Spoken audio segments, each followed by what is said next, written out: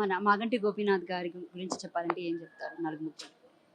వారికి హృదయపూర్వకంగా శ్రద్ధాంజలి ఘటిస్తూ, మేము ప్రభుత్వంలో ఉన్నప్పుడు 2 సార్లు శాసనసభ్యుడిగా నేను విప్పుగా పనిచేస్తున్న సందర్భంలో నేను గమనించినంత వరకు వారు మితభాషి. చాలా తక్కువగా మాట్లాడతారు. ఏదైనా విషయం చెప్పేటప్పుడు కూడా స్మైలింగ్ ఫేస్తో రిసీవ్ చేసుకుంటారు. ఎవరిని పలకరించినా స్మైలే ఉంటుంది ఆయన ఫేస్లో. ఎవరైనా సరే చూస్తే చాలు వారు వెరీ సాఫ్ట్ అని చెప్పేంత పర్సనాలిటీ. అందరి మన్ననలు పొంది ఈరోజు ప్రజల అభిమానంతో ఈ విధంగా వెళ్ళిపోవడం ప్రజలు మర్చిపోలేరు. జూబ్లీ హిల్స్ నియోజకవర్గ ప్రజలైతే మర్చిపోలేరు. అంతగా మంచి పేరు వచ్చింది వారికి. చాలాసార్లు విన్నాను నేను. హైదరాబాద్లో జిహెచ్ఎంసీ ఎలక్షన్ జరిగినప్పుడు కూడా వారి గురించి ఇక్కడున్న వాళ్ళు చాలా గొప్పగా చెప్పినారు. సో వారికి మనశ్శాంతి కలగాలని ఆ భగవంతుని ప్రార్థిస్తూ వాళ్ళ కుటుంబానికి కూడా ప్రగాఢ సానుభూతిని తెలియజేస్తా ఉన్నారు. రైట్. ఇంకా మీ నియోజకవర్గానికి వస్తే బిర్లా ఐలయం మీద ఈ మధ్య కాలంలో పెద్ద ఎత్తున ఆరోపణలు వస్తున్నాయి. ఇంకా అలాగే మందు షాపులకి సంబంధించి వాళ్ళని డిమాండ్ చేస్తున్నట్టు కొన్ని వీడియోలు కూడా సీక్రెట్గా బయటికి రావడం జరిగింది. వాటి మీద మీ స్పందన ఏంటి మేడం? యథా రాజా తదా ప్రజ. రేవంత్ రెడ్డి గారు ఎట్లా చేస్తున్నారో, ఏం చేస్తున్నారో కింద ఎమ్మెల్యేలు కూడా అదే చేస్తున్నారు. ఇంకా మా శాసనసభ్యుడి గురించి ప్రత్యేకంగా చెప్పాల్సిన పనే లేదు. నేను 2-3 సార్లు వారు చేస్తున్న తప్పుల గురించి మాట్లాడి వినిపించినాను, మీడియా ముందర వినిపించినాను. సరే, మారాలి. ఒక స్థాయికి వచ్చిన తర్వాత మార్పు రావాలి. నేను హుందాగా నడుచుకోవాలి, నలుగురిట్లో చెడ్డ పేరు తెచ్చుకోవద్దనే ఆలోచన రావాలి. ఎందుకంటే ఒక ఎమ్మెల్యే అన్నప్పుడు, ఒక ఎమ్మెల్సీ అన్నప్పుడు, ఒక మంత్రి అన్నప్పుడు ప్రజలు వారి అడుగుజాల్లో నడవడానికి వాళ్ళ స్ఫూర్తిగా తీసుకోవడానికి ప్రయత్నం చేస్తూ ఉంటారు. మనం మంచి పని చేస్తే కింద వాళ్ళు మంచి పనే చేస్తారు. మనం పొరపాట్లు చేస్తున్నప్పుడు డెఫినెట్గా కింద వాళ్ళు కూడా అట్లా చేస్తే తప్పు లేదనే ఫీలింగ్. అత్యంత పేద ఎమ్మెల్యేగా కాంగ్రెస్ పార్టీలో ఆయన పేరు మొన్నటిదాకా వినిపించింది. బట్ రీసెంట్గా ఏంటంటే ఒక పెద్ద పార్టీ ఇవ్వడం, ఒక range rover, I think defender, మొత్తానికి అయితే కారు కూడా కనిపించడం కూడా చూసాము. అంటే ఇంత తక్కువ టైంలో అంత పెద్ద ఎత్తున ఆ పార్టీస్, ఆ కార్లు, అంటే ఆ లగ్జరీనెస్ చూస్తుంటే ఏమనుకోవచ్చు? ఒకప్పుడు పేదవాడే అమ్మ, దాంట్లో ఏం డౌట్ లేదు. నేను 2001లో ఆ ప్రాంతానికి వెళ్ళాను పొలిటికల్గా. 2001లో ఆయన పేదవాడే చెప్పాలంటే. ఎప్పుడైతే కేసీఆర్ గారు ముఖ్యమంత్రి అయ్యారో అంతకుముందు చిన్న చిన్నగా ప్లాట్లు అమ్మడం అట్లాంటి పనులు చేసేవాడు. కేసీఆర్ గారు ముఖ్యమంత్రి అయిన తర్వాత బాగా డబ్బులు సంపాదించే స్థాయికి వెళ్ళిపోయాడు. విపరీతంగా రియల్ ఎస్టేట్ బిజినెస్లోకి వెళ్ళడం. రియల్ ఎస్టేట్ బిజినెస్ చేసుకోవడం తప్పని నేను అనను, డబ్బులు సంపాదించుకోవడం అని తప్పు అని నేను. కానీ అది శృతి మించిపోయి సీలింగ్ భూములు, అసైన్డ్ భూములు కూడా మరి ఆక్రమించుకొని అమ్మడం, తర్వాత ఒకటే భూమిని ముగ్గురికి రిజిస్ట్రేషన్ చేయడం, అంటే double time registration, triple time registration చేస్తూ ఒకే భూమిని ముగ్గురికి అమ్మి డబ్బులు సంపాదించడం అనేది నిజంగా కూడా అతను చాలా అన్యాయంగా డబ్బులు సంపాదించినాడు. కాబట్టి ఈరోజు అలాంటి రేంజ్ రోవర్ కార్లు, ఇంకోటి డిఫెండర్లు అవి కనిపిస్తూ ఉన్నాయి. టోటల్గా అక్రమ సంపాదనతోనే ఈరోజు ఆయన ఎమ్మెల్యేగా అయిందంటే ఆ సంపాదనతోనే ఎమ్మెల్యే అయింది. అంటే మీరు ఇది వరకు నేను తీసుకున్న ఇంటర్వ్యూలో పదే ఆయన గురించి చెప్పడం జరిగింది. బట్ ఇప్పుడు ఈ విషయాలన్నీ కూడా చూస్తుంటే ఏమో అవన్నీ నిజమే ఏమో అన్నట్టుగా అయితే అనిపిస్తుంది మాకు కూడా. అందులో అనుమానం ఏం లేదు. మా అక్కడ ఉండి చూస్తాము, మీరు దూరంగా ఉండి చూస్తారు. అక్కడ ఉండి చూసే వాళ్ళకు సమాచారం వస్తూనే ఉంటుంది. ఎవరో ఒకరు చెప్తూనే ఉంటారు, వీలైలే గారు ఇలా చేసినారు, అట్లా చేసినారు అని చెప్తూనే ఉంటారు.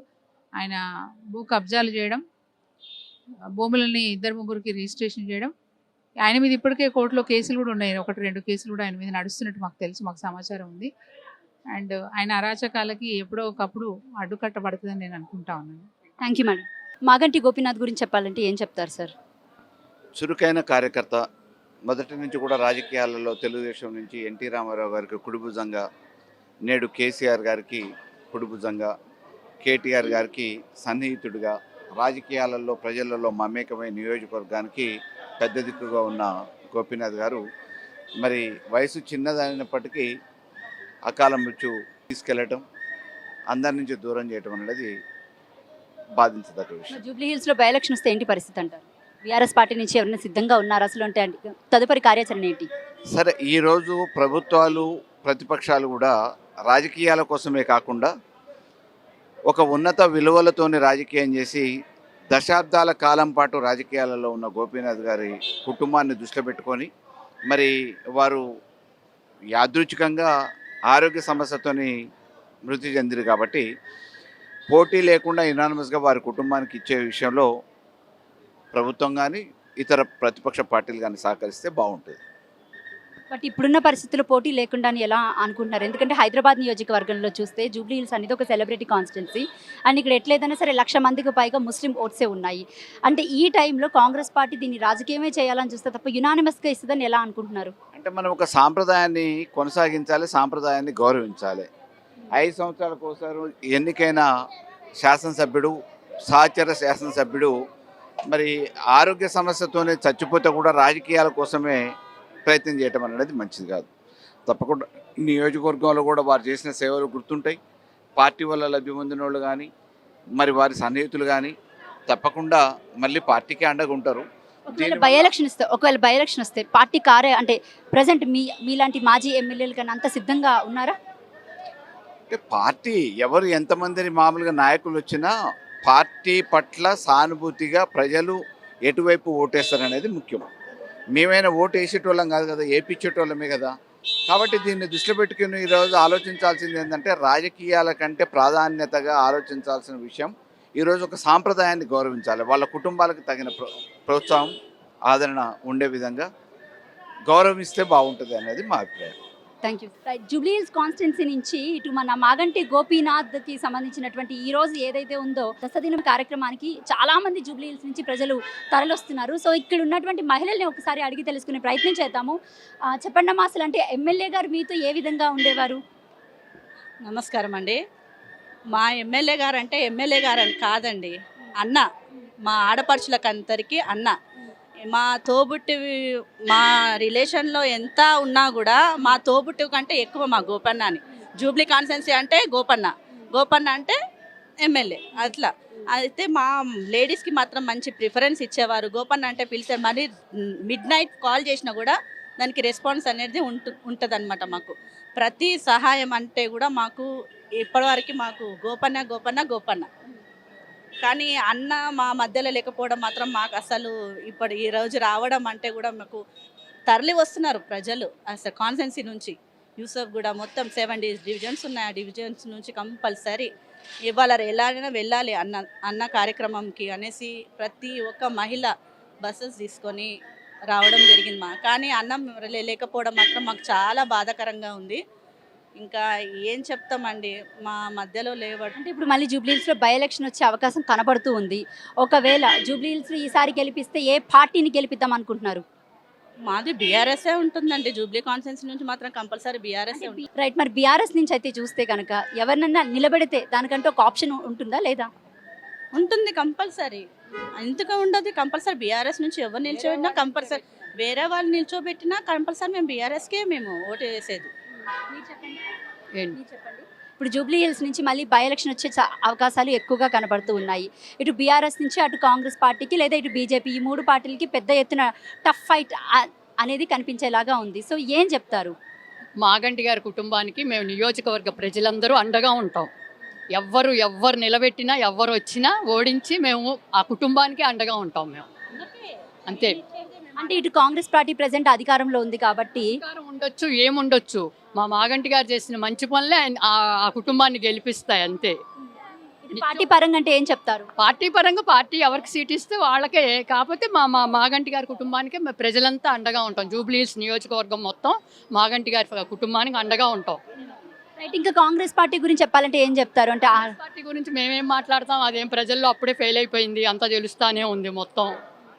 అదేం పెద్ద మేము పార్టీ కింద కూడా లెక్కేసుకోవట్లే ఇప్పుడు.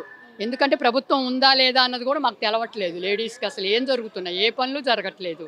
మాకు అదే బీఆర్ఎస్ ఉంటే ఈ పార్టీ. రేవంత్ రెడ్డి పాలన గురించి చెప్పాలంటే ఏం చెప్తారు మీరు? రేవంత్ రెడ్డి పాలన గారు ఆయన గురించి చెప్పాలంటే ఇచ్చిన హామీలు ఏమి నెరవేర్చట్లేదు. ఇచ్చిన హామీలు నెరవేర్చుంటే ఏదో కొంచెం చేశారు అని మేము కూడా ఆలోచించేవాళ్ళం మేము ఎవరన్నా. కానీ మా ఎమ్మెల్యే గారు ఉన్నారు. మా ఎమ్మెల్యే గారు జూబ్లీ హిల్స్ కాన్స్టిట్యున్సీ మొత్తం ఆయన ఎంత చెప్తే అంతే మేము. అలాంటిది ఇప్పుడు ఆ కుటుంబానికి నియోజకవర్గ ప్రజలందరూ అండగా ఉంటాం. మా పాప కళ్యాణ లక్ష్మికి గోపీనాథ్ గారు నాకు 1,00,000 రూపాయలు చెక్ ఇచ్చారండి. ఆయన అభిమానానికి నేను కృతజ్ఞత తెలుపుతున్నాను. ఆ అభిమానంతో వచ్చాను. మాకు చాలా మేలు చేశారు. మా ఆడపడుచులు అందరికీ చాలా బాగా చూసుకునేవారు. బతుకమ్మ పండుగ వచ్చినా, ఏ పండుగ వచ్చినా ఆడపడుచులు అందరినీ, మహిళా దినోత్సవం కానీ అందరినీ గౌరవించి చాలా బాగా చూసేవారు. అలాంటి గోపినాథ్ అన్నగారిని మేము మిస్ అవుతున్నాం. చాలా బాధాకరంగా ఉంది మాకు.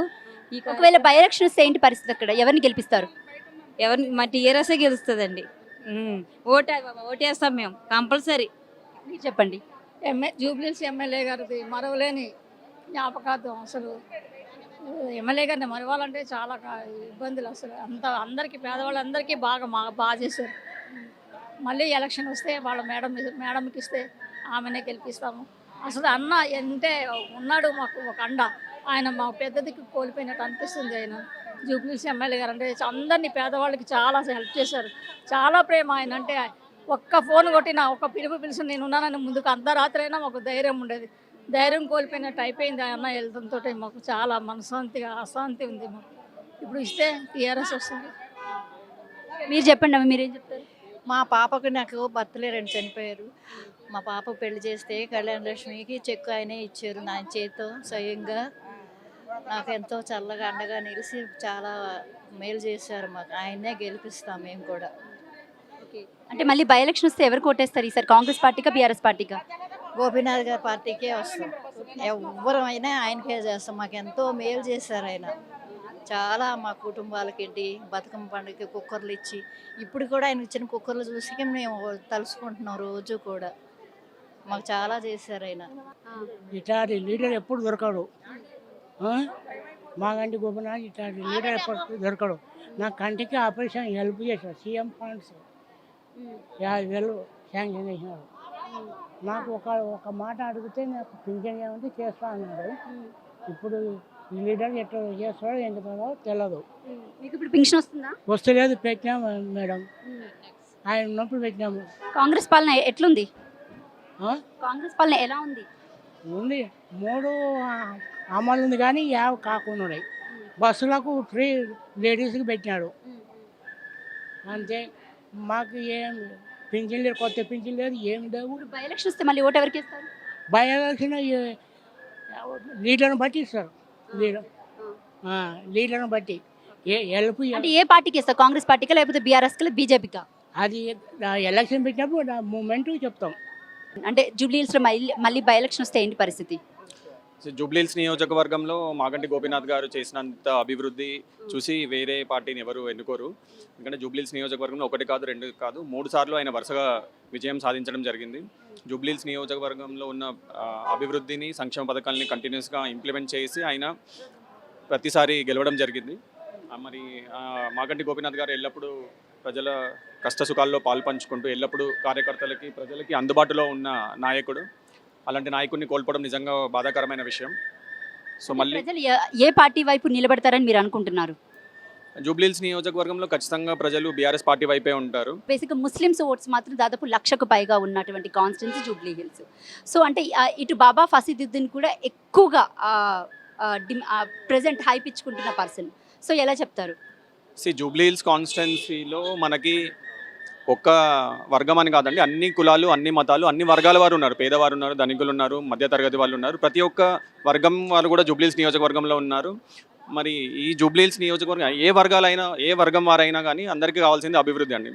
అభివృద్ధి కావాలి. మరి ప్రజల కష్టాలలో ఉన్నప్పుడు వాళ్ళని ఆదుకునే వ్యక్తి ఒక ఎమ్మెల్యేగా కావాలని మాగంటి గోపీనాథ్ గారిని గెలిపించడం జరిగింది. మరి ఫ్యూచర్లో కూడా అలాంటి స్ట్రాంగ్ లీడర్ని డెఫినెట్గా ప్రజలు ఎన్నుకుంటారు.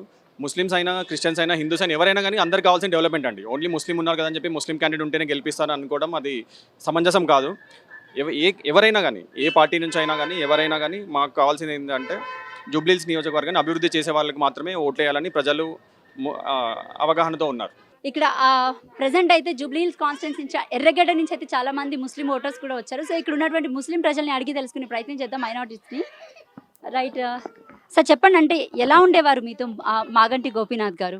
బాగుంటుండే మంచిగా. అంటే చాలా अभी का बोलता एक अच्छे अपने अपने भाई के नाथ देख लेते थे। मैं टीडीपी से उनके पीछे में और अपने एक भाई के नाथ अच्छा है कि हर काम में कभी भी फ़ोन करो, आधी रात को फ़ोन करो, काम में आते थे। हर चीज़ के लिए काम में आते थे। ఒకవేళ అంటే జూబ్లీహిల్స్ కాన్స్టిట్యున్సీలో బై ఎలక్షన్ వస్తే ఈసారి మళ్ళీ ఓట్ అంటే ఏ పార్టీకి పడే అవకాశం ఉందంటారు? बीआरएस के తప్పకుండా 100%. ఎందుకంటే సార్ చేసిన అంటే ఎక్కడ సేవలు ఆలోచించుకుని డైరెక్ట్ బీఆర్ఎస్ అంటున్నారు వై అవును. ప్రెసెంట్ అధికారంలో కూడా లేదు కదా. అధికారం లేకనా ఆయన చేసిన పనులునే కదా బాగా పనిచేసింది. ప్రజల్లో అంటే లీడర్స్ నమ్ముకోలేదు, ప్రజల్ని నమ్ముకున్నాడు ఆయన. ప్రజల్ని నమ్ముకొని పని చేసిండు ఆయన మొత్తం. ప్రజలు డైరెక్ట్ ప్రజలతో అది ఉంటుండే ఆయన अटैक कनेक्ट में रहते थे, डायरेक्ट पब्लिक के संगात रहते थे ना, वो लीडर्स के ऊपर नहीं रहता था, डायरेक्ट पब्लिक जो भी है पब्लिक से डायरेक्ट वो करते थे, बात करते थे. अब दूसरी जगह कैसा रहता बोल तो लीडर से वाया जाना पड़ता. कुछ भी रहे तो लीडर को बोलना, लीडर जाके एमएलए को बोलते. यहाँ पे वैसा नहीं था, डायरेक्ट एमएलए पब्लिक से डायरेक्ट बात करते थे जो भी है. वो हिसाब से क्या 100% साहब ही आते. बोलो साहब के जो फैमिली को दिया तो अच्छा रहता. జూబ్లీహిల్స్ లో మళ్ళీ బై ఎలక్షన్ వస్తే ఈసారి ఏ పార్టీకి ఓటేద్దాం అనుకుంటున్నారు మీరు? బీఆర్ఎస్ వస్తుందండి మళ్ళీ. ఎందుకని? ఎందుకంటే ఆయన ఇప్పుడు అది మంచిగా అందరి దృష్టిలో ఉన్నాడు, చాలా మట్టుకు అందరి దృష్టిలో, లేడీ దృష్టిలో చాలా ఉన్నాడు. అందుకోసమే ఆయన చనిపోయాడు కనుక ఆయనకు డెఫినెట్గా తీసుకొస్తారు మళ్ళీ. అంటే ఇప్పుడు ప్రెసెంట్ అధికార పార్టీలో లేదు బీఆర్ఎస్ పార్టీ, ఓడిపోయిన పార్టీ. లేకున్నా కానీ అధికారి పార్టీ రావాలని ఏం లేదు కదా. వాళ్ళు ఇప్పుడు ఏం చేస్తారంటే మనిషి చనిపోయాడు, చనిపోయినందుకు ఆయన కనీసం ఆయన జ్ఞాపకార్థమన్నా ఆయనను తీసుకొచ్చి వాళ్ళ ఫ్యామిలీలు ఎవరినైనా తీసుకొచ్చి పెట్టి చేస్తారు అనమాట. అది మీరేం చెప్తారు? మేము మూవీ ఇండస్ట్రీకి వచ్చామండి, మాది రాజమండ్రి. అయితే గోపీనాథ్ సార్ చాలా మంచివారు అని చెప్పేసి ఇక్కడ ఉన్న వాళ్ళందరూ చెప్తున్నారు. నెక్స్ట్ టైం కూడా ఏదైనా అవకాశం వస్తే కనుక గోపీనాథ్ గారి ఫ్యామిలీ నుంచి ఎవరైనా ఎన్నుకుంటారని చెప్పేసి నేను అనుకుంటున్నాను. మీరేం చెప్తారు? మేమేం చెప్తాం, మేము టీఆర్ఎస్, మళ్ళీ టీఆర్ఎస్. ఏ పార్టీ అధికారంలో ఉన్నా మాకు టీఆర్ఎస్ అంతే. అంటే ప్రెసెంట్ కాంగ్రెస్ పార్టీ అధికారంలో ఉంది, ఇంకా 3 ఏళ్ళు ఉంది కదా. మరి 3 ఏళ్ళు ఉన్నా కూడా మళ్ళీ బీఆర్ఎస్ ని గెలిపిస్తే మీ ప్రజలకు అసలు ఏం మంచి జరుగుతుందని మీరు అనుకుంటున్నారు? అంతా మంచిగా జరిగింది. కాంగ్రెస్ వచ్చి ఏం చేయాలి మేడం? బీఆర్ఎస్ ఉన్నప్పుడు అంతా మంచిగానే ఉండే, ఇప్పుడు ఏం మంచిగా జరుగుతుంది? ఏమంటే వేడి చేయండి, వేడి చేయండి, ఏమన్నా స్కీమ్ ఉంటే వేడి చేయండి, ఓన్లీ వెయిటింగ్ ఉంది. అంటే అవుట్ గోయింగ్ ఇన్కమింగ్ ఏం లేదు, మొత్తం అవుట్ గోయింగ్ తీసుకున్నాడదే, ఇచ్చేది ఏం లేదు. ఏమంటే ఆ పేపర్ సబ్మిట్ చేయి, ఈ పేపర్ సబ్మిట్, అంతా సబ్మిట్ చేస్తున్నాము కానీ ఏం రాలేదు. 2 ఏళ్ల కాంగ్రెస్ పాలన గురించి చెప్పాలంటే ఏం చెప్తారు? అంటే ఫెయిల్. ఇప్పుడు ఏమంటే మా సారు డబల్ బెడ్రూమ్ ఇచ్చారు, వారు ఒక్కన ఇందిరమ్మ ఇల్లు ఇచ్చిరా హైదరాబాద్లో, ఇవ్వాలి, అంతా ఫెయిలే మేడం. మళ్ళీ అంటే ఎలక్షన్ వస్తే, బై ఎలక్షన్ వస్తే ఈసారి ఓట్ ఎవరికి వేస్తారు? हाँ केटीआर अन्ना तो अच्छे थे. केसीआर की हुकूमत अच्छी थी, उन्होंने सबको हेल्प करते थे शादी मुबारक के वास्ते में. अभी नो रेवंत रेड्डी आए जब से खाली ये फॉर्म भरो वो फॉर्म भरो, कोई से भी स्कीमों का पूरा नहीं कर रहे. हमारे घर है ना तो किराए से रहते, हम किराया भरना, क्या बच्चों को पढ़ाना, क्या करना. राशन कार्ड भी नहीं है अभी तक, खाली बोरे राशन कार्ड देते देते देते अभी तक राशन दिए ना तो चावल दिए अभी तक. क्या खाना, क्या बच्चों को पढ़ाना, क्या करना. और खाली फ्री बसा कर दिया, बस हो गया. दूसरा राशन कार्ड नहीं है ना तो घर है, घर भी देते, इंदिरा महिलू का घर देते वो रहेंगे, और अकाउंट में महीने को महीना पैसे डालते वो रहे, कुछ भी कर रहे नहीं, खाली बोलते जा रहे बस ये करते वो करते, स्कीम लाते जा रहे, मगर एक भी स्कीम पे अमल नहीं कर रहे. अभी तक राशन कार्ड नहीं आया हमारा, अभी तक राशन कार्ड ही नहीं बना.